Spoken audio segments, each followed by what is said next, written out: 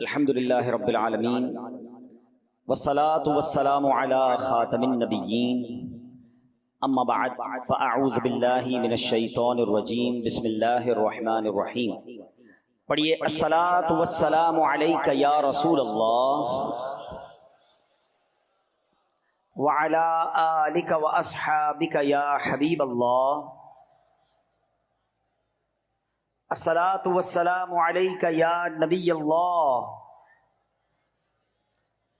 وعلی آلک واصحابک یا نور اللہ۔ درود پاک پڑھنے کے بے شمار فضائل و برکات ہیں۔ کعبے کے بدر الدجا، طیبہ کے شمس الضحیٰ صلی اللہ تعالیٰ علیہ وسلم کی ذات وہ ہے جس پر جتنے درود پاک پڑھیں ایسا لگتا ہے کہ رحمتوں کے در کھلتے چلے جاتے ہیں، مشکلیں آسان ہوتی چلی جاتی ہیں، کیسے بگڑے کام بنتے ہیں۔ آج میں آپ کو ایک بڑا ہی عجیب و غریب واقعہ سنانے جا رہا ہوں۔ اس واقعے میں درود پاک کی اہمیت بھی پتہ چلے گی اور آل رسول، جی ہاں، نبی پاک علیہ الصلوۃ والسلام کی جو آل ہے، سید صاحبان ہیں، ان کا ادب، ان کی خدمت کیسے کیسے کارنامے اور کیسی کیسی برکات لاتی ہے، انشاءاللہ وہ بھی آپ سنیں گے۔ ابو عبداللہ الرسا رحمۃ اللہ تعالی علیہ نے اپنی کتاب تحفہ میں فرمایا کہ ایک بڑی پیاری انہوں نے حکایت نقل کی، ایک واقعہ نقل کیا کہ ایک شخص بڑا نیک تھا، صالح تھا، عبادت گزار تھا، مگر غریب بھی تھا۔ رات کو وہ بچوں کے ساتھ سویا ہوا تھا تو اس کو اچانک بچوں کے رونے کی آواز آئی۔ بچے رات کو اٹھ کر رونے لگے تو اس نے اپنی زوجہ سے پوچھا بچے کیوں رو رہے ہیں؟ کہ بچے اس لیے رو رہے ہیں کہ انہوں نے کھانا نہیں کھایا ہے، وہ بھوکے ہیں، اس لیے بھوک کے مارے رو رہے ہیں۔ اب اس غریب آدمی کے پاس کچھ بھی نہیں تھا کہ وہ اپنے بچوں کو کھلائے، تو اس نے کیا کیا، اپنی فیملی ممبرز کو جمع کیا، اپنے بچوں کو جمع کیا اور کہا چلو کھانے کو تو کچھ نہیں ہے مگر سب مل کر اللہ کے آخری نبی محمد عربی صلی اللہ تعالیٰ علیہ وسلم کی ذات پر درود پاک پڑھتے ہیں، اللہ درود کی برکت سے ہماری مشکل آسان کر دے گا۔ کیسا عقیدہ اور کیسا اس کا بلیف تھا، ہیں شاعر کہتے ہیں نا کہ دکھوں نے تم کو جو گھیرا ہو تو درود پڑھو، دکھوں نے تم کو جو گھیرا ہو تو درود پڑھو، جو حاضری کی تمنا ہو تو درود پڑھو۔ تو اس نے کیا کیا کہ اپنے بچوں کو جمع کیا اور درود پاک پڑھنے لگا۔ درود پڑھتے پڑھتے نیند آ گئی، آنکھیں بند ہوئیں، آنکھیں تو بند ہو گئیں مگر قسمت جاگ اٹھی۔ سرکار دو عالم صلی اللہ تعالی علیہ وسلم خواب میں تشریف لائے، فرمایا فلاں بن فلاں کے گھر کل جانا، اسے میرا سلام کہنا اور اس کو کہنا جو تمہاری دعا تھی وہ قبول ہو گئی ہے، اور اس سے یہ کہنا کہ جو اللہ کریم نے تجھے عطا فرمایا اس میں سے میری مدد کر۔ یہ شخص اٹھا اور بڑا خوش تھا کہ نبی پاک کی زیارت ہو گئی ہے، مگر جب اسے پتہ چلا کہ میرے آقا نے جس کے پاس مجھے بھیجا ہے وہ تو شہر میں بڑا مشہور آدمی ہے اور وہ تو مجوسی ہے۔ مجوسی کہتے آگ کی پوجا کرنے والے کو۔ کہنے لگا کہ اللہ کے نبی مجھے مجوسی کے پاس کیسے بھیج سکتے ہیں؟ اس کو سلام بھی دے رہے ہیں، اس کو کہہ رہے ہیں کہ تیری دعا بھی قبول ہو گئی ہے، اللہ نے مال جو دیا ہے میری مدد کر۔ اچھا، اس نے یہ بھی مسئلہ پڑا ہوا تھا کہ شیطان نبی پاک کی صورت میں آ نہیں سکتا، خواب دیکھا ہے تو پیارے آقا ہی ہوں گے۔ اب کنفیوژن تھی کہ یہ کیسے ہو سکتا ہے کہ میرے آقا مجھے ایک غیر مسلم کے پاس بھیجے۔ پھر سو گیا، دوبارہ سویا تو دوبارہ کہا گیا کہ تم میرا پیغام اسی کے لیے ہے، جاؤ اور جا کر اس سے کہو کہ تمہاری مدد بھی کرے، اسے میرا سلام بھی دینا، کہنا دعا بھی قبول ہو گئی ہے۔ اب یہ صبح اٹھا اور صبح اٹھتے ہی اس مجوسی کے گھر چلا گیا۔ بہت بڑا اس کا محل تھا، بہت مالدار آدمی تھا، ویری پاپولر، اس شہر میں بڑا مشہور تھا۔ یہ گیا اس کے پاس تو وہ چونکہ بزنس مین بھی تھا تو بہت سارے لوگ بیٹھے تھے اس کے پاس اور وہ لوگ اسے کاروبار کی باتیں کر رہے تھے۔ یہ نیک شخص گیا اور جا کر کہتا ہے کہ میں آپ سے بات کرنا چاہتا ہوں مگر اکیلے میں بات کرنا چاہتا ہوں۔ مجوسی نے سب کو ہٹا دیا، کہا بتاؤ کیا بات کرنی ہے؟ کہا کہ مجھے میرے آقا ہم مسلمانوں کے نبی صلی اللہ تعالی علیہ وسلم کی زیارت ہوئی اور میرے آقا نے آپ کو سلام فرمایا اور آپ کے لیے کچھ پیغام بھی دیا ہے۔ مجوسی کہتا ہے تم مجھے جانتے ہو میں کون ہوں؟ میں تو تمہارے نبی کو اپنا نبی نہیں مانتا، میں تو مسلمان نہیں ہوں، تمہیں کسی اور کے پاس بھیجا گیا ہوگا۔ کہا نہیں، میرے آقا نے تمہارے پاس ہی بھیجا ہے، بلکہ یہ بھی کہا ہے کہ تمہیں سلام بھی دوں اور یہ بتاؤں کہ تمہاری دعا قبول ہو گئی ہے جو تمہارے لیے مانگی گئی، اور تمہیں اللہ نے جو مال دیا ہے اس میں سے میری مدد کرو۔ وہ مجوسی کہتا ہے میرے ساتھ اندر چلو۔ کمرے کے اندر لے گیا اور اندر جا کر کہتا ہے مجھے کلمہ پڑھاؤ، ہیں، اور اس کے ہاتھ پر کلمہ پڑھنا شروع ہو گیا، اشہد ان لا الہ الا اللہ وحدہ لا شریک لہ واشہد ان محمدا عبدہ ورسولہ۔ اب یہ نیک آدمی حیران کہ میں نے تو کچھ بھی نہیں کہا، اس نے کلمہ پڑھنا شروع کیا۔ اب اس نے فوراً کیا کیا، اپنی بیٹی کو بلایا، اپنے بیٹے کو بلایا، کہا دیکھو میں نے کلمہ پڑھ لیا ہے، میں مسلمان ہو گیا ہوں، اگر تم مسلمان ہوتے ہو تو ٹھیک ہے ورنہ میرا تمہارا رشتہ ختم۔ بچے کہتے ہیں ابا جان آپ ہمارے والد ہیں، ہم بھی کلمہ پڑھتے ہیں۔ بچے مسلمان ہو گئے۔ اب اس نے تمام جو تاجر اس کے گھر میں موجود تھے سب کو کہا سنو میں مسلمان ہو گیا ہوں، تم میں آج جو مسلمان ہو جائے، جو میرے پیسے تمہاری طرف ہیں میں معاف کر دوں گا، اور اگر مسلمان نہیں ہوتے ہو میرا حساب دو، میرا آج سے تم سے تعلق ختم۔ کئی لوگوں نے کلمہ پڑھنا شروع کر دیا، مسلمان ہو گئے۔ اب یہ جو نیک بندہ پیغام لے کر آیا تھا یہ پریشان ہو گیا، کہتا ہے بھائی مجھے بتاؤ تو صحیح ماجرا کیا ہے، ابھی تو میں نے بات پہنچائی ہے، آپ نے بھی کلمہ پڑھ لیا، آپ کی فیملی کے لوگ، آپ کے دوست بھی کلمہ پڑھنے لگے ہیں، مجھے بات تو بتائیں۔ کہا بات اب میں تمہیں بتاتا ہوں، بات یہ ہے کہ میری بچی اور بچی کی شادی کچھ دنوں پہلے ہوئی ہے۔ اچھا مجوسی مذہب میں بھائی بہن کی شادی بھی لوگ کیا کرتے ہیں، کہ میرا بیٹا اور میری بیٹی ہے، میں نے ان دونوں کی شادی کی تھی، بہت بڑی دعوت کی، بڑے جناب کھانے پکائے، اور میں نے جب دعوت سے فارغ ہوا اپنے کمرے میں جا کر لیٹا تو مجھے اپنے گھر کے برابر کے ایک چھوٹے سے گھر سے رونے کی آواز آئی۔ میں نے کان لگایا تو ایک بچی کی آواز تھی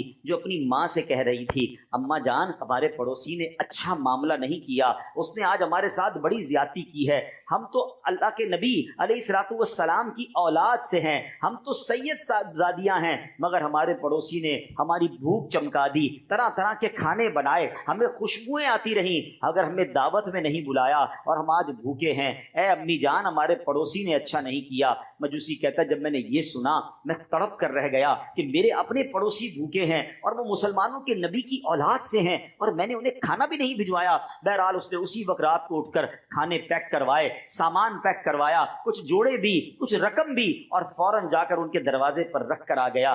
اب پھر آ کر گھر میں کان لگاتا ہے کہ اب بچیوں کی باتیں سنوں، اب ان کے گھر کی کیفیت کیا ہے۔ دروازہ کھلا، کھانا اور تحفے اندر گئے، بچی بڑی خوش ہے، ماں سے کہتی امی جان دیکھو تو صحیح ہمارے پڑوسی نے کتنی ساری چیزیں بھجوائی ہیں، تو ماں کہتی بیٹا کھانا کھا لو، مگر وہ بیٹی رک جاتی ہے، کہتی اماں جان ہم کیسے کھانا کھائیں، یہ کھانا تو غیر مسلم کے گھر سے آیا ہے، یہ تو مسلمان نہیں ہے، سبحان اللہ۔ تو ماں کہتی بیٹا اب ایسا کرو، پڑوسی نے تو تحفہ بھیج دیا ہے، ہم اسے دعاؤں کا تحفہ دیتے ہیں۔ اب سید زادی نے ہاتھ اٹھائے اور دعا کرتی ہے کہ اے امی جان میں دعا کرتی ہوں آپ آمین کہیں کہ اللہ ہمارے پڑوسی کو ایمان کی دولت نصیب کر دے، اور ہم دعا کرتے ہیں کہ یا اللہ جس طرح اس نے آل رسول کی خدمت کی ہے قیامت کے دن نبی پاک کی سے شفاعت نصیب کرنا۔ ماں بیٹی دعا کر رہی ہیں، اللہ اکبر۔ مجوسی کہتا اب یہ کل کی تو بات ہے کہ یہ ماں بیٹی دعائیں کر رہی ہیں اور آج تمہارے نبی نے میرے پاس تمہیں بھیج دیا ہے اور یہ بھی کہا ہے کہ وہ دعا قبول ہو گئی ہے، سبحان اللہ، پھر میں کیوں نہ ایمان لے آؤں، پھر میں کیوں نہ ان کا کلمہ پڑھ لوں، اللہ اکبر۔ اب وہ مجوسی کہتا ہے سنو سنو، میری بیٹی اور بیٹے کی جب شادی ہوئی تھی تو میں نے ان کو آدھی جائیداد دے دی تھی، آدھی جائیداد اپنے پاس رکھی تھی، مگر اب چونکہ دونوں مسلمان ہو گئے ہیں ان دونوں میں اب جدائی کر دی گئی ہے، آدھی جائیداد بچ گئی ہے، سنو یہ آدھی جائیداد میں تمہارے نام کرتا ہوں، جاؤ یہ مال لے کر جاؤ اپنے بچوں کے ساتھ خوشحالی والی زندگی گزارو۔ بھائی میرے پیارے اسلامی بھائیوں، اس ایک واقعے سے کتنے درس ملتے ہیں۔ تکلیف ہو، پریشانی ہو، کسی سے نہ کہیں۔ آج کل پرابلم یہی تو ہو گیا ہے کہ اب اپنے دکھ اپنے پرابلم دنیا والوں کو بتاتے ہیں، چھوٹی چھوٹے مسئلے کے لیے کبھی اس کے پاس کبھی اس کے پاس۔ نہیں، دنیا والے مدد نہیں کرتے، دنیا والے بعض اوقات تو مذاق اڑاتے ہیں، بعض اوقات تو ہماری پرابلم کو دیکھ کر انجوائے کر رہے ہوتے ہیں۔ شاعر لکھتے ہیں نا، دنیا والے تو درد دیتے ہیں، زخمی دل کی دوا مدینہ ہے۔ دنیا والوں کے آگے ہاتھ نہ پھیلائیں، دنیا والوں کو پرابلم نہ بتائیں، بتائیں تو اللہ کو بتائیں۔ اللہ نے اپنے حبیب علیہ الصلوۃ والسلام کو بڑا کریم بنایا ہے، نبی پاک اپنے امتیوں پر بڑے مہربان ہیں، ان کی بارگاہ میں عرض کرے نا، دنیا والوں کو نہ بتائیں۔ ایک اور شاعر کہتے ہیں نا، کسی کا احسان کیوں اٹھائیں، کسی کو حالات کیوں بتائیں، کیوں بتائیں کسی کو ہم پرابلم میں، کیوں بتائیں کسی کو تکلیف میں، کسی کا احسان کیوں اٹھائیں، کسی کو حالات کیوں بتائیں، آقا تمہیں سے مانگیں گے تم ہی دو گے، تمہارے در سے ہی لو لگی ہے۔ تو ہمیں سرکار دو عالم علیہ الصلوۃ والسلام کی بارگاہ میں خوب درود پاک پڑھنے چاہیے۔ درود پاک ویسے بھی پریشانیوں کو لے جاتا ہے۔ اس نیک آدمی نے کیا کیا؟ کھانے کو کچھ نہیں تھا، مگر کیا شاندار پلان کیا کہ بچوں کو بٹھایا اور سب نے دکھی دل کے ساتھ اپنے نبی کو یاد کرنا شروع کر دیا، درود پاک پڑھنا شروع کر دیے۔ اور آقا پھر کیسے کریم ہے، سبحان اللہ۔ فریاد امتی جو کرے حال زار میں، فریاد امتی جو کرے حال زار میں، ممکن نہیں کہ خیر بشر کو خبر نہ ہو، واللہ وہ سن لیں گے، فریاد کو پہنچیں گے۔ اتنا بھی تو ہو کوئی جو آہ کرے دل سے پکارے تو صحیح نا، پھر دیکھیں کیسے کرم ہوتا ہے۔ تو اے میرے پیارے اسلامی بھائی، اگر آپ کسی پرابلم میں ہیں، کسی پریشانی میں ہیں، خوب دعائیں کیجئے، خوب درود پاک پڑھیے، غیب سے کرم ہوگا۔ ایک بات تو یہ سیکھنے کو ملی۔ دوسری بات، اس بے ایمان مجوسی نے جو آگ کی پوجا کرتا تھا، اس نے کیا کیا؟ اس نے آل رسول کی تعظیم کی، اس نے سرکار کی آل کی خدمت کی۔ کیا مل گیا اس کو سب سے بڑی دولت مل گئی نا۔ پہلے دنیاوی مال تھا، ایمان نہیں تھا۔ آل رسول کی خدمت کا صدقہ یہ ملا کہ اللہ نے اسے ایمان والا بنا دیا۔ اور سبحان اللہ، دعا کیا ملی ہے کہ قیامت کے دن رسول پاک کی شفاعت بھی ملے گی۔ تو یہ بھی سیکھنے کو ملا کہ سبحان اللہ، سرکار علیہ الصلوۃ والسلام کی آل کی خدمت کیجیے۔ آج ہمارے اطراف میں بھی صحیح العقیدہ کوئی سنی سید ہے، اس کی خوب خدمت کیجیے۔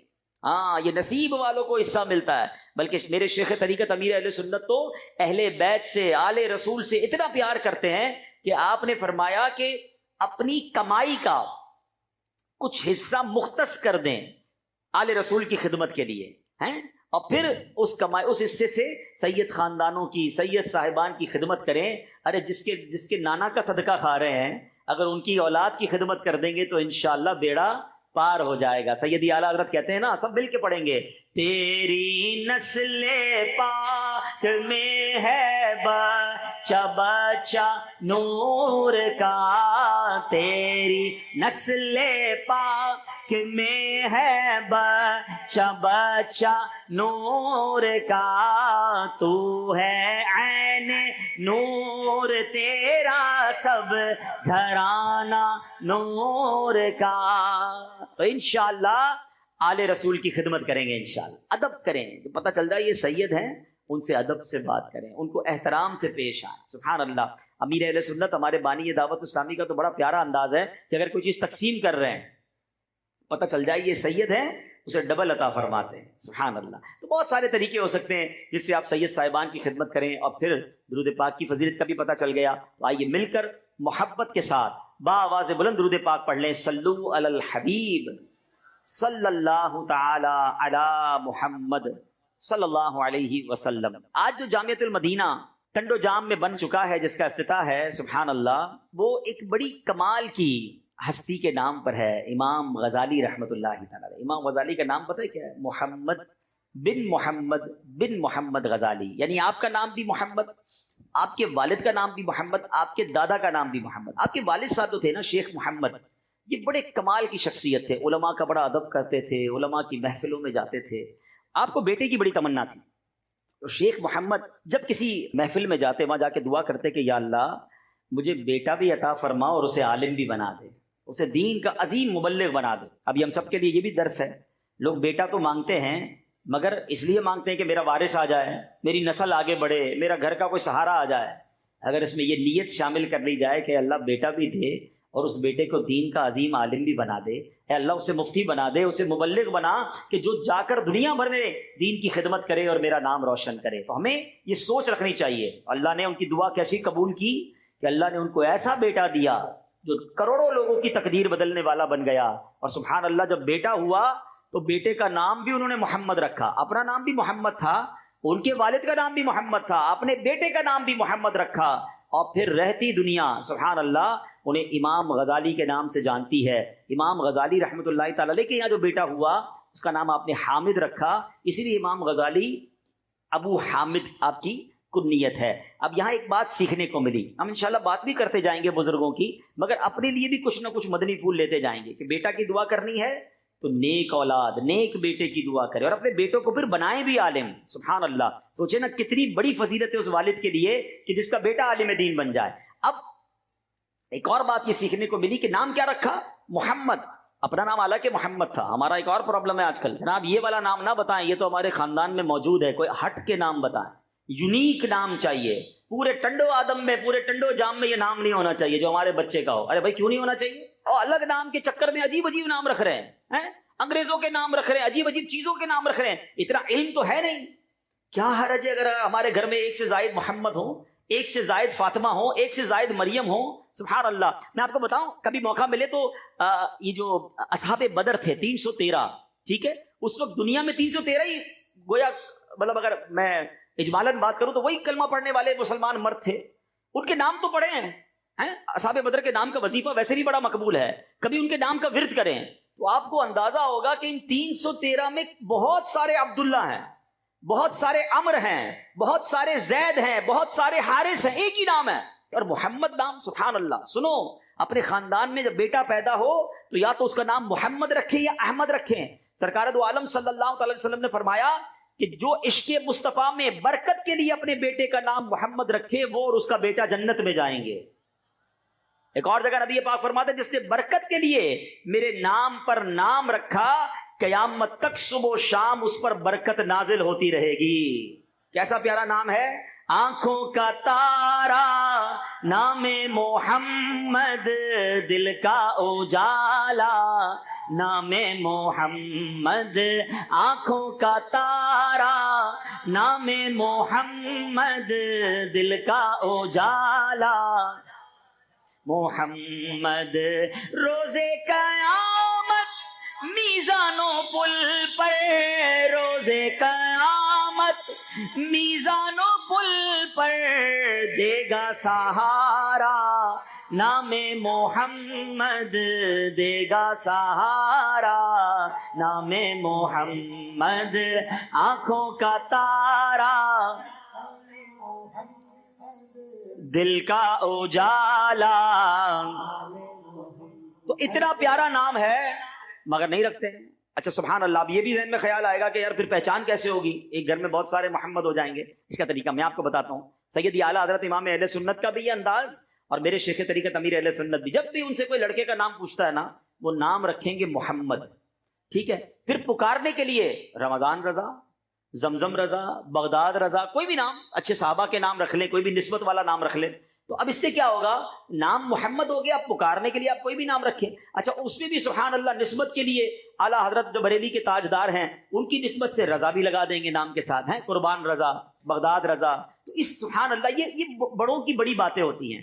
کاش یہ بات سمجھ آ جائے کہ ہمارے گھر میں میرے آقا علیہ الصلوۃ والسلام کے نام مبارک سے برکتیں لے کر ہم بچوں کے نام رکھیں، صحابہ کی نسبت والے نام رکھیں، صحابیات کے نام رکھیں. انشاءاللہ بہت سارے نام ہیں، پھر برکت ہی برکت ہے. تو یہ بات بھی ہمیں سیکھنے کو ملی. اچھا امام غزالی بڑی کمال کی ہستی ہیں، مگر آپ کی زندگی میں ایک ٹرننگ پوائنٹ آیا تھا. 15 سال کی عمر تھی، آپ کہیں جا رہے تھے جرجان اور واپس تشریف لا رہے تھے پڑھائی وغیرہ کے معاملات میں.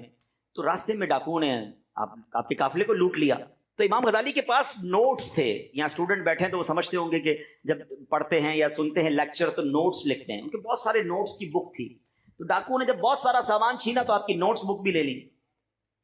تو امام غزالی 15 سال کے تھے، آپ گئے ڈاکوؤں کے سردار کے پاس، کہتے ہیں بھائی سارے سامان سب رکھ لو، میری کتابیں دے دو، میرے اس میں نوٹس ہیں، میں بہت سارا میرا علم چلا جائے گا.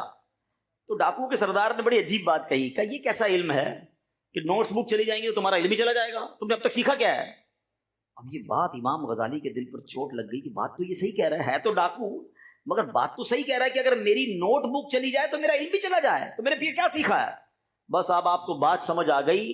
اب آپ نے جتنا بھی اس کے بعد علم سیکھا وہ سارا کا سارا زبانی یاد کر لیا، سارا حفظ کیا تاکہ کتاب نہ بھی بچے تو علم سینے میں محفوظ ہو جائے. تو سبحان اللہ اس قدر عظیم ہستی ہیں اور علم کا ایسا سمندر، تصوف کے اتنے بڑے امام بنے کہ سبحان اللہ رہتی دنیا آپ کو امام تصوف کہتی ہے. کیسی عظیم کتاب ہے جس کو آج بھی پڑھیں تو عقل حیران ہو جاتی ہے، اور اس کتاب کا نام ہے احیاء العلوم. احیاء العلوم کی تعریف بڑے بڑے اولیاء کرام اپنے زمانے کے بڑے بڑے صوفیہ کرتے رہے. اور سبحان اللہ اس کتاب کی اہمیت کو ذرا امیر اہل سنت کے الفاظ کے کے ذریعے سمجھیے، شیخ طریقت امیر اہل سنت بانی دعوت اسلامی امام غزالی اور ان کی کتاب احیاء العلوم کے بارے میں کیا فرماتے ہیں؟ آپ فرماتے ہیں کہ الحمدللہ جہاں میرے آقا اعلیٰ حضرت امام اہل سنت مولانا الشاہ امام احمد رضا خان علیہ رحمت الرحمان کا عقائد و اعمال کی پختگی کے معاملے میں مجھ پر فیضان ہے، وہاں باطن کی اصلاح میں حجت الاسلام سیدنا امام محمد بن محمد غزالی کا مجھ پر بڑا احسان ہے۔ امام غزالی کی منہاج العابدین اور احیاء العلوم وغیرہ پڑھتے ہوئے بارہا ایسا محسوس ہوتا ہے گویا مجھے ہی کان پکڑ کر سمجھا رہے ہیں کہ بڑا نیک بنا پھرتا ہے، ذرا اپنے آپ کو تو دیکھ، تجھ میں تو یہ بھی خرابی ہے، تیرے اندر تو وہ بھی برائی ہے۔ نیز جب بھی پڑھو ایسا لگتا ہے کہ روح کو نئی نئی غذائیں مل رہی ہیں۔ ان کی کتب ایک آدھ بار پڑھ کر رکھ دینے والی نہیں، زندگی کے آخری سانس تک پڑھے جانے کے لائق ہے۔ سرکار اعلیٰ حضرت اور امام غزالی کی مبارک کتابیں اگر مطالعے میں نہ آتی تو شاید میں برباد ہو جاتا۔ خدا کی قسم، حجت الاسلام امام بن محمد غزالی نے احیاء العلوم لکھ کر امت پر احسان عظیم فرمایا ہے۔ اب آگے فرماتے ہیں، دعوت اسلامی کے تمام جامعات المدینہ اور مدارس المدینہ کے جملہ اساتذہ، ناظمین و ناظمات، طلباء اور طالبات، سبھی مبلغین و مبلغات، تمام اسلامی بھائی اور اسلامی بہنوں کی نیز مدنی چینل کے ناظرین کی خدمات میں میری دست بستہ مدنی التجا ہے۔ یہ کون کہہ رہا ہے؟ وقت کے امام ہمارے امیر اہل سنت کہہ رہے ہیں کہ میری التجا ہے کہ احیاء العلوم کا مطالعہ نہ کیا ہو تو پہلی فرصت میں فرما لیں، اللہ تعالیٰ ان کے مزار پر کروڑوں رحمتوں کی بارش نازل فرمائے اور ان کے فیوز و برکات سے ہمیں مالا مال فرمائے۔ امام غزالی کی ابھی بات ہو رہی تھی نا، آپ کا بھی ایک فرمان سنیے۔ آپ کہتے ہیں علم کامیابی کی بنیاد اور دین کا کتب ہے۔ سبحان اللہ، علم کے بغیر کامیابی نہیں ملتی۔ آپ کو پتہ ہے اس دنیا میں سب سے پہلے جس انسان کی تخلیق کی گئی حضرت آدم علیہ نبینا علیہ الصلوۃ والسلام، ٹھیک ہے؟ ہم آدمی کیوں کہلاتے ہیں؟ کہ حضرت آدم کی اولاد ہیں۔ اور آپ کو پتا ہے حضرت آدم کو اللہ نے کیسا علم دیا؟ آپ کو فرشتوں سے سجدہ کروایا گیا۔ ایک بڑی ڈیبیٹ ہے، قرآن میں بڑی تفصیل ہے کہ اللہ نے جو فرشتوں سے مکالمہ کیا، فرشتے کہنے لگے اے اللہ تو اس کو خلیفہ بنائے گا جو زمین پر جا کر اس کی جو اولاد ہے وہ قتل و غارت گری کرے گی۔ اللہ پاک نے فرمایا میں وہ جانتا ہوں جو تم نہیں جانتے۔ اور پھر رب نے کچھ اشیاء کے نام پوچھے کہ بتاؤ اس کے نام کیا ہیں؟ کچھ علوم کے سوالات ہوئے، فرشتے جواب نہ دے سکے۔ عرض کرتے مولا ہم تو وہی جانتے ہیں جو تو نے ہمیں بتایا ہے۔ اللہ نے پھر حضرت آدم کو علم عطا فرمایا۔ کتنا علم عطا فرمایا؟ قرآن کہتا ہے وَعَلَّمَ آدَمَ الْأَسْمَاءَ كُلَّهَا، اور اللہ تعالیٰ نے آدم کو تمام اشیاء کے نام سکھا دیے۔ کیسا علم تھا؟ اللہ اکبر، ذرا سنیے گا، ایمان تازہ ہو جائے گا کہ علم کتنا تھا۔ حضرت آدم علیہ الصلوۃ والسلام کا علم شہرائے آفاق تفسیر قرآن روح البیان میں موجود ہے، جو مفسر قرآن شیخ اسماعیل حقی رحمۃ اللہ تعالیٰ نے لکھا۔ اللہ تعالیٰ نے حضرت آدم علیہ السلام کو تمام چیزوں کے نام تمام زبانوں میں سکھا دیے، اور ان کو تمام ملائکہ کے نام، تمام اولاد آدم کے نام، تمام حیوانات، نباتات، جمادات کے نام، ساری دنیا کی بستیوں کے نام، پرندوں کے نام، تمام درختوں کے نام، آئندہ عالم میں وجود میں آنے والے سب کے نام، قیامت تک پیدا ہونے والے تمام جانداروں کے نام، تمام کھانے پینے کی چیزوں کے نام، جنت کی تمام نعمتوں کے نام، تمام چیزوں اور سامانوں کے نام، یہاں تک کہ پیالہ اور پیالی کے نام۔ اللہ اکبر! اور یہ کتنی زبانوں میں؟ حدیث پاک میں آتا ہے کہ اللہ نے حضرت آدم علیہ السلام کو 7 لاکھ زبانیں سکھائی تھیں۔ اللہ اکبر! یہ علم ہے کہ پھر حضرت آدم کو فرشتے سجدہ کر رہے ہیں۔ وہ فرشتے جو معصوم ہیں وہ انسان کو سجدہ کر رہے ہیں۔ اس کی ایک وجہ علماء نے لکھی کہ وہ علم تھا جو حضرت آدم علیہ السلام کو رب نے عطا فرمایا۔ علم سے آدمی بلند ہوتا ہے، علم سے اس کا مرتبہ بڑھتا ہے۔ اب ایک عشق والی بات بھی سن لو، حضرت آدم کو کتنا علم دیا؟ Each and everything in the universe, کائنات کی ہر چیز کا نام، تمام انسانوں کے، تمام جانوروں، تمام پرندوں، ہر درخت کا نام، اور جو نہیں آئے دنیا میں ان کا بھی نام، جنت کی تمام نعمتوں کے نام 7 لاکھ زبانوں میں سکھائے۔ اب سوال میرا یہ ہے، ذرا جھوم جاؤ کہ جب حضرت آدم کے علم کا عالم یہ ہے تو آدم کے بھی آقا جناب رسول اللہ کے حبیب صلی اللہ علیہ وسلم کے علم کا عالم کیا ہوگا؟ میرے آقا تو سب سے افضل ہے نا، وہ تو سب کے آقا ہیں۔ جب حضرت آدم کے علم کا عالم یہ ہے تو مصطفیٰ کریم کے علم کا عالم کیا ہوگا؟ پھر کیوں نہ بریلی کے تاجدار کہیں سر عرش پر ہے تیری گزر، دل فرش پر ہے تیری نظر، سر عرش پر ہے تیری گزر، دل فرش پر ہے تیری نظر، ملکوت و ملک میں کوئی شے نہیں وہ جو تجھ میں عیاں نہیں، میں نثار تیرے کلام پر ملی یوں تو کس کو زبان نہیں، وہ سخن ہے جس میں سخن نہ ہو، وہ بیاں ہے جس کا بیاں نہیں۔ میرے آقا جب گفتگو کرتے تھے بڑے بڑے عرب کے انٹلیکچوئلز، بڑے بڑے اس زمانے کے فصحاء بلغاء بیٹھتے تھے، مگر جب نبی پاک کلام فرماتے ان کا عالم کیا ہوتا؟ اعلیٰ حضرت لکھتے ہیں آقا تیرے آگے یوں ہیں دبے لچے فصحاء عرب کے بڑے بڑے، تیرے آگے یوں ہیں دبے لچے فصحاء عرب کے بڑے بڑے، کوئی جانے منہ میں زبان نہیں بلکہ جسم میں جان نہیں۔ کیسا علم تھا میرے آقا کا؟ لوگ کہتے علم غیب تھا کہ نہیں؟ نبی پاک کے پاس کتنا علم تھا، میں اور آپ ہوتے کون ہیں چیک کرنے والے؟ سیدی اعلیٰ حضرت نے پنجابی میں کہتے ہیں نا گلی مکا دی۔ مجھے ایک بات بتائیں، چلے آپ کو لاجیکلی ایک مسئلہ حل کر دیتا ہوں۔ آپ کی زندگی کا جو سب سے بڑا راز ہو، سب سے بڑا راز ہو، آپ اپنے کسی قریبی دوست کو بتا دیں، سب سے بڑا راز جو دنیا میں کسی کو نہ بتایا ہو، اور اپنے کسی بہت قریبی دوست رشتہ دار کو آپ بتا دیں، اب اس سے کوئی چھوٹی چھوٹی بات چھپائیں گے؟ جب سب سے بڑا راز بتا دیا تو اور کیا چھپانا ہے؟ اب تو سب تو بتا دیا، ایسا ہی ہے نا؟ مجھے بتائیں سب سے بڑا غیب کیا ہے؟ وہ کیا ہے؟ خود اللہ تعالیٰ ہے، کیونکہ رب کو تو کسی نے نہیں دیکھا نا۔ حضرت آدم سے لے کر حضرت عیسیٰ علیہ السلام تک کم و بیش جتنی بھی 1,24,000 کم و بیش جتنی انبیاء ہے، سب اللہ کی بات کرتے رہے، اپنی آنکھوں سے، سر کی آنکھوں سے رب کو کسی نے نہیں دیکھا تھا۔ سب سے بڑا غیب خود رب العالمین ہے، ایسا ٹھیک ہے؟ بات سمجھیے گا۔ اب جس رب نے اپنا آپ ہی اپنے حبیب کو دکھا دیا ہے، اپنا آپ ہی اپنے حبیب کو ظاہر کر دیا، اپنے حبیب کو معراج پر بلا کر اپنا دیدار کرا دیا، تو اب اور کون سا غیب باقی بچتا ہے جو رب اپنے حبیب کو نہ بتائے؟ ارے یہی بات بریلی کے تاجدار سمجھا رہے ہیں، اور کوئی غیب کیا تم سے نہا ہو بھلا۔ نہا کہتے چھپا جانا، یا رسول اللہ اور کون سا غیب آپ سے چھپایا جا سکتا ہے؟ اور کوئی غیب کیا تم سے نہا ہو بھلا، جب نہ خدا ہی چھپا تم پہ کروڑوں درود۔ یہ شان ہے میرے آقا کی۔ پھر آتا ہوں، بات علم کی بات ہے، آج ایک علم کی مجلس ہے، علم دین کا شوق دل میں پیدا کرو۔ جو لوگ مجھے مدری چینل پر سن رہے ہیں، آج دنیا بھر میں دوڑے لگی ہیں، یہ ڈپلوما، یہ جناب کورس، تو فلاں ٹیکنالوجی۔ میں نہیں کہتا دنیاوی تعلیم حاصل نہ کریں، مگر سبحان اللہ آپ مجھے پوری ہماری ہسٹری میں، ہمارے قرآن و حدیث میں کہیں کسی ایک انجینئر، کہیں کسی ڈپلوما ہولڈر، کہیں کسی پی ایچ ڈی اسکالر کی آپ مجھے فضیلت نہیں بتا سکتے۔ اگین ہم دعوت اسلامی والے دنیاوی تعلیم کے خلاف نہیں ہیں، مگر ایک بات تو ضرور کہیں گے، دنیاوی وہ تعلیم ضرور درست نہیں ہے جو آپ کو دین سے دور کر دے، جو اللہ سے دور کر دے، اللہ کے حبیب سے دور کر دے، جو اسلام پر اعتراض کرنے والا بنا دے، وہ تعلیم کسی کام کی نہیں۔ ہاں آپ شرعی باؤنڈری کے اندر رہ کر دنیاوی علوم حاصل کریں، ٹھیک ہے، یہ اوکے ہے، مگر مجھے ایک بات تو بتاؤ نا کہ سبحان اللہ حافظ قرآن کے فضائل آپ کو قرآن و حدیث میں ملیں گے، عالم دین کے فضائل آپ کو قرآن و حدیث میں ملیں گے، اور پتہ ہے کیسے فضائل ملیں گے؟ ایمان تازہ ہو جائے گا۔ آئیے میں آپ کو ایک حدیث سناتا ہوں، کیوں نہ علم دین کا شوق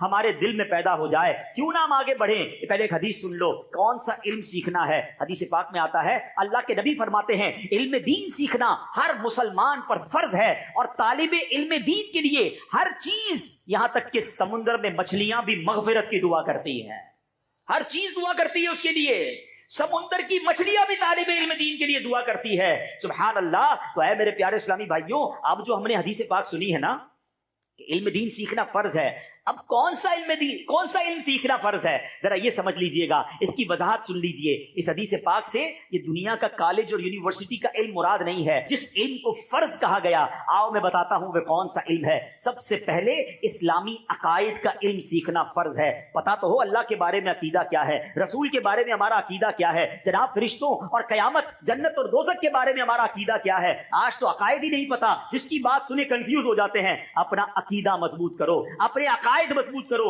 یہ سب سے پہلا فرض ہے۔ آگے چلیے، فرمایا اس کے بعد نماز کے فرائض اور شرائط اور مفسدات، یعنی جن سے نماز درست ہو جاتی ہے، جن چیزوں سے نماز ٹوٹ جاتی ہے، اس کا علم سیکھنا فرض ہے۔ رمضان مبارک کی تشریف آوری ہو جائے تو جس پر روزے فرض ہو اس پر روزوں کا علم سیکھنا ضروری ہو جاتا ہے، جس پر زکوٰۃ فرض ہو اس پر زکوٰۃ کے ضروری مسائل سیکھنا فرض ہے۔ اسی طرح حج فرض ہو جائے تو حج فرض ہونے کی صورت میں حج کا علم سیکھنا فرض ہے۔ نکاح کرنا چاہے تو نکاح کا علم سیکھنا ضروری ہے۔ تاجر کے لیے تجارت کا علم سیکھنا ضروری ہے۔ خریدار اگر کوئی خریداری کرنے جاتا ہے، خریداری کے احکام سیکھنا ضروری ہے۔ نوکری کرنے والے کو نوکری کا علم ضروری ہے۔ نوکر رکھنا ہے، اجارے کا علم سیکھنا ضروری ہے۔ سبحان اللہ۔ تو پتہ یہ چلا ہر مسلمان عاقل و بالغ مرد و عورت پر اس کی موجودہ حالت کے مطابق مسئلے سیکھنا فرض عین ہے۔ اب ذرا غور کیجئے، آج موبائل بیٹھ کر گھنٹوں سوشل میڈیا پہ نکل جاتے ہیں، پتہ نہیں کیا کیا دماغ میں آ رہا ہے، وہ نالج آ رہی ہے جس کی ضرورت ضرورت نہیں ہے. ان نون نالج دماغ میں گھس رہی ہے. ہمیں کیا پڑی برازیل میں آج کیا ہوا,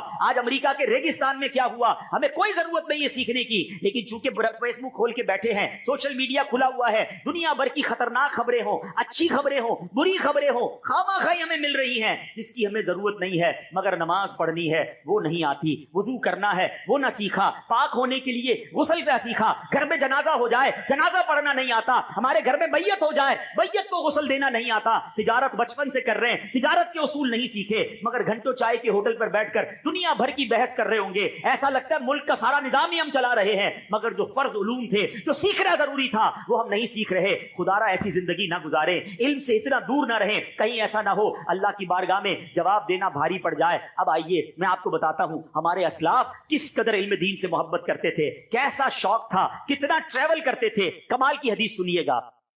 حضرت کثیر بن قیس رحمت اللہ تعالی علیہ فرماتے ہیں, میں دمشق کی مسجد میں صحابی رسول حضرت ابو درداء رضی اللہ عنہ کی خدمت میں حاضر تھا. اس وقت ایک شخص آیا, عرض کی کہ اے ابو درداء, مجھے معلوم ہوا ہے کہ آپ رسول پاک علیہ الصلوۃ والسلام سے کوئی حدیث روایت کرتے ہیں. میں وہ حدیث سیکھنے کے لیے مدینہ منورہ سے آیا ہوں. تھوڑا ڈسٹینس سمجھیے گا, مدینے سے شام دمشق. کس لیے؟ ایک حدیث. حضرت ابو درداء کو ایک حدیث کا علم تھا, وہ مدینے سے چلے دمشق پہنچ گئے. کہا سنا ایک حدیث آپ بیان کرتے, میں آپ سے وہ حدیث سننے آیا ہوں. تو حضرت ابو درداء کہتے ہیں کیا تم تجارت کے لیے نہیں آئے؟ ہو سکتا ہے تم بزنس کے لیے آئے ہو, ضمناً مجھ سے حدیث سننے آ گئے. کہتے نہیں. کہ تجارت کے علاوہ پھر کوئی اور کام ہوگا تمہیں؟ کہتے نہیں, میں صرف حدیث رسول آپ سے سننے آیا ہوں, میرا کوئی اور مقصد نہیں ہے. اللہ اکبر. اس شخص کی قسمت پر ناز آتا ہے. اس کو حضرت ابو درداء نے حدیث پتہ ہے کون سی سنائی؟ آئے ہائے, یعنی وہ جو کام کر کے آئے تھے نا, گویا اس حدیث میں اسی کا انعام سنا دیا. حضرت ابو درداء کہتے ہیں میں نے اللہ پاک کے آخری نبی رسول عربی صلی اللہ تعالی علیہ وسلم کو فرماتے سنا ہے, علم دین سیکھنے کے لیے جو کسی رستے پر چلے, اللہ پاک اس کے لیے جنت کا راستہ آسان فرما دیتا. بے شک فرشتے طالب علم دین سے خوش ہو کر اس کے لیے اپنے پر بچھا دیتے ہیں. بے شک زمین و آسمان کی تمام مخلوق, یہاں تک کہ پانی میں مچھلیاں بھی طالب علم دین کے لیے دعائیں مغفرت کرتی ہیں. بے شک عالم کی فضیلت عبادت گزار پر ایسی ہی ہے جیسی 14ویں رات کے چاند کی فضیلت ستاروں پر. بے شک علماء انبیاء کے وارث ہیں. بے شک انبیاء کرام ورثے میں درہم و دینار یعنی دولت نہیں چھوڑتے, انبیاء کرام تو ورثے میں صرف علم چھوڑتے ہیں. بس جس نے علم دین حاصل کیا اس نے بڑا حصہ حاصل کر لیا. کیسی حدیث ہے یار, ذرا غور تو کرو. فرشتے پر بچھاتے ہیں طالب علم دین کے لیے, علماء کو انبیاء کا وارث کہا گیا. مگر آج سب کچھ کرنا ہے, علم نہیں سیکھنا. آپ کو اندازہ نہیں ہے, یہ پتہ کون نہیں سیکھنے دیتا ہمیں؟ شیطان مردود جو ہے نا, یہ کبھی بھی نہیں چاہے گا آپ عالم بن جائیں. شیطان سے سب سے بہترین مقابلہ پتہ ہے کون کرتا ہے؟ یا دوسرے لفظوں میں شیطان پر سب سے زیادہ بھاری کون ہے؟ سب سے زیادہ شیطان پر بھاری عالم دین ہوتا ہے. اب اس کو اس طرح سمجھیے, ایک روایت آتی ہے کہ شیطان جو ہے وہ اپنے چیلے چپاٹے ہیں, ان کا سمندر پر روزانہ شام ایک اجلاس کرتا ہے, تخت بچھتا ہے, ابلیس کا تخت لگتا ہے. تو اعلیٰ حضرت نے ملفوظات اعلیٰ حضرت میں لکھا کہ شیطان اپنے چیلوں کے ساتھ جمع تھا اور ہر چیلے نے کھڑے ہو کر کارکردگی دینا شروع کی کہ میں نے ایک فلاں کو شراب پلا دی, کوئی کہتا ہے میں نے چوری کروا دی, کوئی کہتا ہے میں نے معاذ اللہ بدکاری کروا دی. بڑے بڑے گناہ بتا رہے تھے. شیطان سنتا, وہ بیٹھ جاتا. ایک چیلا کھڑا ہوا کہ میں نے ایک طالب علم کو مدرسے جانے سے روک دیا, اس کو علم دین حاصل نہیں کرنے دیا. شیطان کھڑا ہوا, اس کو سینے لگا لیا. تو اس کے چیلوں نے کہا کہ ہم نے اتنے بڑے بڑے گناہ کروا دیے, آپ نے ہمیں کوئی شاباش نہیں دی, یہ صرف ایک بچے کو مدرسے جانے سے روکا اس نے, اتنی بڑی شاباش. شیطان کہتا چلو میں تمہیں بتاتا ہوں کہ طالب علم دین ہوتا کیا ہے. انسانی صورت میں شیطان زمین پر آیا اپنے چیلوں کو لے کر, ایک مسجد کے کنارے کھڑا ہو گیا. ایک بندہ تہجد کا وقت تھا, عابد, عابد کہتے ہیں عبادت گزار کو, اور ایسا عابد جس کے پاس علم نہ ہو. کئی لوگ نمازی ہوں گے, یہاں پر بھی ہوں گے, مجھے سن بھی رہے ہوں گے, 20-20 سال سے نماز پڑھ رہے ہیں, مگر نماز صحیح پڑھنا نہیں آتی, تلاوت صحیح نہیں آتی, وضو ٹھیک نہیں ہوتا, اور پھر کہتے بھی ہوتے ہیں یار پتہ نہیں نماز پڑھتے ہیں دعائیں قبول نہیں ہوتی, دل میں وہ نور داخل نہیں ہوتا, وہ برکت نہیں ملتی. حضرت آپ نے نماز سیکھی کہاں پر؟ آپ کو نماز کے فرائض معلوم, نماز کی شرائط معلوم, نماز کے واجبات کچھ بھی نہیں. کہاں سیکھتے ہیں ہم ہر چیز سیکھتے ہیں, نماز نہیں سیکھتے, قرآن نہیں سیکھتے, عبادت کر رہے ہیں بغیر علم کے. اب سمجھیے بات کو. کیا ہوا؟ شیطان کھڑا ہو گیا مسجد کے کنارے راستے میں. ایک عابد جو عالم نہیں تھے, عبادت گزار تھے, تہجد کا وقت, تہجد پڑھنے نکلے گھر سے. سوچئے گا, فرق دیکھیے گا. शैतान ने रोका, कहा हजरत वो एक सवाल पूछना है आपसे। कहा पूछो। कहा हजरत ये शीशी मेरे हाथ में है, बताइए क्या अल्लाह पाक इस पूरी दुनिया को इस शीशी में दाखिल कर सकता है, इस शीशी से गुजार सकता है? वो आबिद थे ना, आलिम नहीं थे, इल्म तो नहीं हासिल किया था, अकल से सोचने लगे। कहते शीशी तो बहुत छोटी है, दुनिया बहुत बड़ी है, कैसे इसमें दाखिल होगी? क्या बस हजरत यही पूछना था, जाइए जितनी करनी है इबादत कीजिए। आप समझ रहे बात को? उस बंदे ने इल्म ना होने पर अल्लाह की कुदरत का इनकार कर दिया, ईमान ही चला गया ना। अब करता रहे तहज्जुद, पढ़ता रहे सजदे, कुछ नहीं मिलना। अगर ईमान नहीं तो इबादत में क्या काम आना है? शैतान ने कहा जाइए हजरत पढ़िए तहज्जुद। थोड़ी देर हुई तो अब फजर का वक्त हो गया। एक आलिम दीन आए, तहज्जुद नहीं पढ़ी है। कुछ लोग समझते भाई ओहो तहज्जुद गुजार है, तहज्जुद गुजार है, इल्म है कि नहीं? फर्ज पढ़ने वाला बाज़ औक़ात तहज्जुद गुजार से आगे बढ़ जाता है जब इल्म के साथ पढ़ रहा होता है। वो इल्म के साथ आलिम दीन फजर पढ़ने आया। शैतान ने कहा हजरत एक मसला पूछना है। कहा जल्दी पूछो, नमाज का टाइम खत्म होने वाला है। कहा हजरत ये शीशी मेरे हाथ में है, बताइए ये इतनी बड़ी दुनिया अल्लाह इस शीशी से गुजार सकता है? आलिम दीन कहते हैं मरदूद तो मुझे शैतान मालूम होता है, ये शीशी तो बहुत बड़ी है, मेरा रब चाहे तो सुई के नाके से इस ऐसी करोड़ों कायनात गुजार सकता है। इन्नल्लाह अला कुल्ली शैइन कदीर, कहा ना रब ने कुरान में। पढ़ोगे तो पता चलेगा ना, वरना शैतान ईमान ले जाएगा। आज भी घूम रहे हैं, आज भी शैतान के चेले चपाटे घूम रहे हैं, कोई टीवी पर, कोई सोशल मीडिया पर तरह तरह के लिबास पहनकर मॉडर्न इस्लाम बयान कर रहे हैं। लोग सुन रहे हैं, वाह भाई कमाल का इस्लाम आ गया, मौसीकी भी जायज कर दी, पर्दा भी जरूरी नहीं है। अजीब अजीब इंटरप्रिटेशन इस्लाम की हो रही है और नौजवान एंजॉय कर रहे हैं। अल्लाह के बंदो किससे इस्लाम सीख रहे हो? पहले ये तो सोचो इसने कहां से दीन सीखा है। हमेशा याद रखें। मुझे एक बात बताएं, आपको घर बनाना हो किससे बनवाते हो? आपका एक मोची हो इलाके में, बड़े अच्छे जूते सीता है, आप कहें यार जूते बड़े अच्छे सीता है, ऐसा करते घर भी इसी से बना लेते हैं। कोई कहेगा पागल हो गए। नहीं यार, मैं जब भी जूते लेके जाता हूं बिल्कुल फर्स्ट क्लास जूते बना देता है, मेरा घर भी सही बनाएगा। ओ भाई मोची का काम जूते बनाना और बिल्डर का काम घर बनाना है। अच्छा बिल्डर ने घर बना दिया, आपने कहा यार कमाल का घर बनाया है, ऐसा करता हूं मैं अपना पेट खराब हो गया दवाई भी बिल्डर से ले लेता हूं। लोग कहेंगे भाई बिल्डर का काम घर बनाना है, दवाई देना डॉक्टर का काम है। ऐसा ही है ना। चले डॉक्टर के पास गए, डॉक्टर साहब ने दवाई दे दी, बिल्कुल ठीक हो गया पेट, यार डॉक्टर बहुत अच्छा है, अब ऐसा करता हूं मैट्रिक की तालीम भी इसी से ले लेता हूं, बच्चों को कहता हूं इसी से पढ़ लो। भाई डॉक्टर ने डॉक्टरी पढ़ी है, उस्ताद नहीं है, स्कूल नहीं है इसके पास, स्कूल के लिए बच्चों को स्कूल भेजें। हर चीज में अकल चलती है। हाँ यार डॉक्टर से दवाई लेनी है, मोची से जूता सिलवाना है, गोश्त वाले से गोश्त लेना है, दूध नहीं लेना, दूध वाले से दूध लेना है, घर बिल्डर से बनाना है, सब चीजें सीख ली हैं। दीन जो सिखाए उससे सीख लेना। इतना मजलूम हो गया मेरा इस्लाम कि जिसकी मर्जी वो दीन की इंटरप्रिटेशन करे और लोग सुनना शुरू कर देते हैं। ऐसा ना करें, इल्म दीन जरूर हासिल करें, मगर मुस्तनद आशिक रसूल आलिम दीन से हासिल करें, ताकि वो आपको सही इल्म दीन सिखाए। देखे ना ईमान ही चला गया ना। अब शैतान ने सिखाया अपने चेलों को कि देखो मदरसे से रोकना कितना कमाल था, कि मदरसे से रोक लिया तो अब ये बंदा दीन से दूर हो जाएगा। आज कुछ लोग हैं जो लोगों को उलमा से रोक रहे हैं, आज कुछ लोग हैं जो लोगों को दीनदारों से रोक रहे हैं कि नहीं जनाब मौलवियों से उलमा से बात ना करो, खुद इल्म दीन सीख लो। अरे भाई कभी मैट्रिक के स्टूडेंट को कहा कि कोई जरूरत नहीं स्कूल जाने की, खुद इल्म हासिल कर लो। कभी डॉक्टर से कहा किताबें पढ़कर खुद इलाज शुरू कर दो, कभी बिल्डर से कहा कि जनाब खुद किताब पढ़ के घर खड़ा करना शुरू करो। हर चीज में डिग्री चाहिए। वो समझ आती है आलिम दीन की डिग्री तुम्हें क्यों चुभ रही है। समझो इस बात को, सूना जंगल रात अंधेरी छाई बदरी काली है। मेरे आला हजरत ने 100 साल पहले कहा था और आज ये बात साबित हो रही है कि कुछ लोग ईमान के डाकू बनकर फिर रहे हैं और भोला भाला मुसलमान चूंकि खुद इल्म दीन से दूर है, खुद उलमा से दूर है, इसलिए उनके चुंगल में फंस रहा है। अपने आप को मरबूत करो उलमाए दीन के कदमों से, उनके दामन से वाबस्ता हो जाओ, फिर कोई डाकू तुम्हारा ईमान नहीं छीन सकेगा। आला हजरत ने क्या कहा, सूना जंगल रात अंधेरी छाई बदली काली है, सोने वालों जागते रहियो चोरों की रखवाली है। आला हजरत कहते हैं आंख से काजल साफ चुरा लें, यहां वो चोर बला के हैं। आंख से काजल कैसे चोरी हो सकता है? ऐसा कैसा चोर? का ऐसा चोर है पता भी नहीं चलेगा, तुम्हारा ईमान छीन के चला जाएगा। तुम्हें लगेगा दीन की बात कर रहा है, तुम्हें लगेगा अल्लाह की बात कर रहा है, तुम्हें लगेगा हदीस तो सुना रहा है, तुम्हें लगेगा रसूल की बात हो रही है। नहीं जनाब, इरादा कुछ और है। पहले तुम्हें उलमा से तोड़ेगा, पहले तुम्हें औलिया से तोड़ेगा और आहिस्ता आहिस्ता तुम्हें दीन से दूर कर देगा।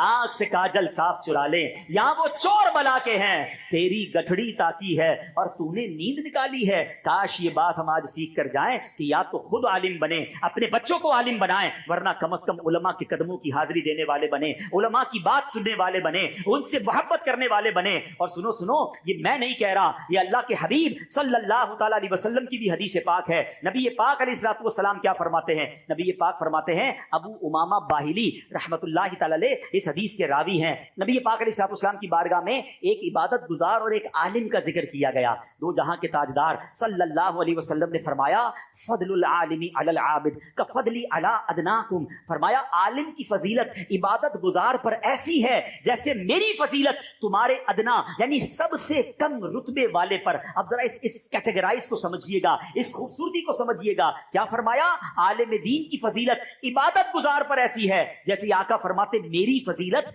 کم رتبہ امتی پر. اب غور کرنا ہے, سب سے کم رتبہ امتی کون ہے؟ ہمارے آقا علیہ الصلوۃ والسلام کی. پھر اس پر فضیلت کتنی ہے؟ ذرا اس درجوں کو سمجھیے گا. سب سے کم رتبہ امتی کون سا ہے؟ جس کے دل میں ایمان کا نور تو موجود ہو مگر اس کی زندگی گناہوں سے بھرپور ہو. یہ تو سب سے کم درجہ امتی ہو گیا. اس کے اوپر درجہ کس کا ہوگا؟ جو ایمان والا بھی ہوگا مگر نیک ہوگا, صالح ہوگا. اس کے اوپر درجہ شہید کا, اس کے اوپر متقی پرہیزگار کا درجہ, اس کے اوپر متقی پرہیزگار سے اوپر کا درجہ ولی کا درجہ, اس سے اوپر عام اولیاء سے اوپر اوتاد کا درجہ, اوتاد سے اوپر ابدال کا درجہ, ابدال سے اوپر کتب کا درجہ, کتب سے اوپر قطب الاقطاب کا درجہ, قطب الاقطاب سے اوپر غوث کا درجہ, غوث سے اوپر غوث اعظم کا درجہ. اسی طرح ولایت کے درجات ہیں. ان تمام درجات ولایت میں اس کے بعد سب سے اونچا درجہ صحابی کا درجہ ہوتا ہے. چلو یہ بات بھی سن لو کہ دنیا کا کوئی کتب, کوئی ابدال, کوئی غوث کسی صحابی کے رتبے پر نہیں پہنچ سکتا. اور صحابی کون ہوتا ہے؟ جس نے ایمان کی حالت میں اللہ کے نبی کا دیدار کیا یا صحبت اٹھائی اور اس کا ایمان پر ہی انتقال ہوا, وہ صحابی رسول ہے. اور ہر صحابی جنتی ہے, ہر صحابی نبی. یہ بھی ہمارا عقیدہ مضبوط کرو نا. اس میں بھی لوگ سوئی چبونے آ جاتے ہیں. ہمیں کسی صحابی کے بارے میں کوئی مائنس بات نہیں سننی ہے. اللہ کے نبی نے جسے اپنا صحابی بنا لیا, میری آپ کی اوقات کیا ہے؟ ذرا بلند آواز سے کہو, ہر صحابی نبی, ہر صحابی نبی, ہر زوجہ نبی. اچھا, اب صحابہ کرام میں بھی اونچا درجہ انصاری صحابہ کا, انصار سے اوپر درجہ مہاجرین کا, مہاجرین میں سب سے اوپر درجہ صدیق اکبر کا, حضرت صدیق اکبر سے اوپر نبی کا درجہ. ہر نبی, بہت سارے انبیاء ہیں, نبی سے اوپر رسول کا درجہ, اور رسول سے اوپر انبیاء اولو العزم کا درجہ. اور جو انبیاء اولو العزم ہیں ان میں اوپر جو ہیں ان میں حضرت ابراہیم علیہ السلام, اور حضرت ابراہیم سے بھی اونچا درجہ میرے آقا کا درجہ ہے. خلق سے اولیاء, اولیاء سے رسول, اور رسولوں سے اعلیٰ. اب ذرا بات سمجھ آ رہی ہے؟ ایک ادنا امتی اور نبی پاک کے درجوں میں کتنا فرق ہے. کدھر ایک عام امتی اور کدھر میرے آقا, تو کجا من کجا. مگر نبی پاک کہتے ہیں کہ ایک عابد پر ایک عالم کی فضیلت ایسی ہے جیسے میرے ادنا امتی پر میری فضیلت ہے. کیوں نہ علماء کی عزت کریں, کیوں نہ علماء سے مربوط رہیں. عاشق رسول, صحیح العقیدہ عالم دین ہو, پھر وہ ہمارے سر کا تاج ہے, اس کی عزت کرنی ہے. اور کیوں نہ خود عالم دین بنے, کیوں نہ ہمارے خاندان میں کوئی عالم دین ہو. آپ کو پتا ہے قیامت کے دن جب لوگ جنت میں جائیں گے نا, علماء کو روک لیا جائے گا, کہا جائے گا رکیے اور لوگوں کی شفاعت کیجیے, انہیں بھی اپنے ساتھ جنت میں لے جائیے. مبارک ہو اس والد کو جس کا بیٹا عالم ہے, مبارک ہو اس دادا کو جس کا پوتا عالم ہے, مبارک ہو اس بھائی کو جس کا بھائی عالم ہے, مبارک ہو اس ماں کو جس کا بیٹا عالم ہے, مبارک اس بہن کو جس کا بھائی عالم ہے. بلکہ میری دعوت اسلامی نے تو کمال کر دیا, صرف اسلامی بھائیوں کو نہیں اسلامی بہنوں کو عالمہ بنانا شروع کیا. ارے مبارک ہو اس باپ کو جس کی بیٹی عالمہ ہے, مبارک ہو اس بھائی کو جس کی بہن عالمہ ہے, مبارک اس شوہر کو جس کی زوجہ عالمہ ہے. ارے کیوں نہ میں اپنے بچوں کو عالم اور عالمہ بناؤں. میرا بیٹا میری بیٹی قیامت کے دن میرا ہاتھ پکڑے اور مجھے جنت میں لے جائے, اس سے بڑی سعادت کیا ہوگی. ہم دنیا کی ڈگریوں کے پیچھے بھاگ رہے ہیں, ایسی ایسی یونیورسٹیز میں خرافات ہو رہی ہیں کہ آج بچہ جاتا ہے, کبھی اطلاع آتی ہے شرابی بن گیا, کبھی اطلاع آتی ہے جناب اس کو جناب ڈرگس میں شامل ہو گیا. بہت سارے غلط کام ہو رہے ہیں. ایک بار پھر کہہ دوں, ہم دنیاوی تعلیم کے خلاف نہیں ہیں, مگر مجھے بتاؤ تو صحیح, جتنی فکر تمہیں دنیاوی تعلیم کی پڑ گئی ہے, کبھی قرآن پڑھانے کی فکر کی, کبھی دین سکھانے کی فکر کی. ارے میرا بیٹا میرے مرنے کے بعد کوئی ڈپلوما کھول کر مجھے ایصال ثواب نہیں کرے گا. اگر میں نے اپنے بچے کو قرآن پڑھایا ہوگا, میں نے اپنے بچے کو دین سکھایا ہوگا, वो कुरान पढ़कर मुझे इसाले सवाब करेगा। अरे मेरे बेटे को जनाजा पढ़ना आएगा तो मेरा जनाजा पढ़ाएगा। एक वालिद का हक है कि उसका बेटा उसे जनाजा पढ़ाए। सुभान अल्लाह, हमने ये मंजर अपनी आंखों से दावत इस्लामी के माहौल में देखा है कि सुभान अल्लाह, बेटा आलिम दीन है, वालिद का इंतकाल होता है, बेटा जनाजा पढ़ाता है। अरे उस बाप के लिए इससे बड़ी खुशकिस्मती क्या है कि उसका बेटा अब अपने वालिद का जनाजा पढ़ाए। बनाओ अपने बच्चों को आलिम, बनाओ अपनी बच्चियों को आलिमा, और फिर देखो दुनिया और आखिरत की तुम्हें कैसी बरकतें मिलती हैं। ये ना घबराना कि दुनिया में पीछे रह जाएंगे। अरे जो अल्लाह को राजी करता है अल्लाह उसे राजी कर देता है। और ये रिवायतें भी मिलती हैं कि रब्बे करीम कैसे उसे अता फरमाता है। मैं उन तलबा से भी बात करना चाहूंगा जो दर्स निज़ामी करते हुए डीमोरलाइज हो जाते हैं। उन उलमा से बात करना चाहूंगा जो दर्स निज़ामी करने के बाद भी शैतान के वसवसों का शिकार होते हैं। मैं आपको आपके नबी की हदीस सुनाने जा रहा हूं। अल्लाह के हबीब अलैहिस्सलातु वस्सलाम फरमाते हैं, जो बंदा दीन की समझ बूझ हासिल करता है अल्लाह पाक उसके गमों और परेशानियों को काफी हो जाता है और उसे ऐसी जगह से रिज़्क़ अता फरमाता है जहां उसका गुमान भी नहीं होता है। इल्म सीखना है अल्लाह के लिए, पैसों के लिए नहीं। जब तुमने अल्लाह के लिए इल्म सीख लिया, दीन की समझ बूझ हासिल कर ली, अब देखो अल्लाह गैब से कैसे खजाने खोलता है, कैसे तुम्हारी रोजी में बरकत डाल देता है। तो है मेरे प्यारे इस्लामी भाइयों, आज के इस इज्तिमा से हम सबको ये सबक लेके जाना है कि जो मुझ पर इल्म सीखना फर्ज है वो तो पहले सीखना है, चाहे कितनी उम्र हो गई है। इससे नहीं बच सकते, नहीं सीखेंगे गुनाहगार होंगे। लेकिन दावत इस्लामी का अल्लाह भला करे। सच्ची बात तो यह है, 15-20 साल पहले तो ये लफ्ज भी नहीं सुना था कि कुछ उलूम फर्ज भी हैं। फर्ज दीन, फर्ज उलूम बार बार दावत इस्लामी वालों ने कहना शुरू किया, अमीर अहले सुन्नत ने सिखाया। और सुभान अल्लाह, कुर्बान जाइए दावत इस्लामी के माहौल पर फर्ज उलूम कोर्स शुरू करवा दिया कि चलो भाई कुछ महीनों का ये कोर्स है, जो जरूरी इल्म है वो तो सीख लो। अच्छा, फिर ये डिमांड आई कोई एक किताब मिल जाए जिसके जरिए अगर वो पढ़ लें तसल्ली हो जाए कि यार जो उलूम मुझ पर फर्ज हैं वो मैंने सीख लिए। अल्लाह सलामत रखे दावत इस्लामी को। फर्ज उलूम सीखिए, इस नाम से किताब शाया कर दी। थोड़ी सी मोटी किताब है मगर चंद 100 रुपयों की होगी, मगर यकीन करें ये फर्ज है मुझ पर सीखना। न जाने क्या क्या सीखा, फर्ज उलूम ना सीखे, इस किताब को हासिल कर लें। आज पढ़ना शुरू करें, 2-4 महीने में पूरी हो जाएगी। अब तो माशाल्लाह हमारी फैजान ऑनलाइन एकेडमी ने ऑनलाइन फर्ज उलूम कोर्स भी करवाना शुरू कर दिया। इधर बैठे हुए या दुनिया भर में जो मुझे सुन रहे हैं, अगर आपको आज ये जहन बन रहा है कि हाँ यार जाहिल नहीं रहना, फर्ज उलूम तो सीखने हैं, तो फर्ज उलूम सीखना शुरू कर दें। ऑनलाइन फैजान ऑनलाइन एकेडमी से सीखना शुरू कर दें। और सुभान अल्लाह, फिर दावत इस्लामी के मदनी काफिलों की क्या बात है। मदनी काफिलों में जो सफर करते हैं 12-12 माह, 30-30 दिन, 12-12 दिन, कोई नमाज सीख के आ जाता है, कोई वुजू सीख के आ जाता है, किसी को गुस्ल के अहकाम समझ आ जाते हैं, कोई जनाजे की नमाज सीख कर आ जाता है। एक काफिला लगाते हैं, एक काफिले में सफर करते हैं, इल्म दीन का खजाना लेकर आ जाते हैं। तो ये वो जरिए हैं दावत इस्लामी के कि जिसके जरिए इल्म दीन सीखने का मौका मिलता है। नियत करें इंशाअल्लाह मैं भी इल्म दीन हासिल करूंगा, अपने बच्चों को भी आलिम बनाऊंगा, अपनी बच्चियों को भी इंशाअल्लाह आलिमा बनाऊंगा। कम से कम लोग कहते हैं घर में एक खानदान में डॉक्टर होना चाहिए, खानदान में एक इंजीनियर होना चाहिए, एक वकील होना चाहिए। सच बताऊं, फैमिली में एक आलिम होना चाहिए, हाँ एक हाफिज कुरान होना चाहिए। इंशाअल्लाह आप इसकी बरकतें देखेंगे। और फिर दावत इस्लामी के माहौल में अगर उसको बनाया आपने और बाअमल बन गया, फिर तो वारे नहीं आ रहे हैं इंशाअल्लाह। तो अल्लाह मुझे और आपको अपने बच्चों की ऐसी तरबियत करने की तौफीक अता फरमाए, हमें भी नेक बनाए, हमारे बच्चों को भी नेक बनाए। आमीन बिजाहिन नबील अमीन। सल्लू अलल हबीब।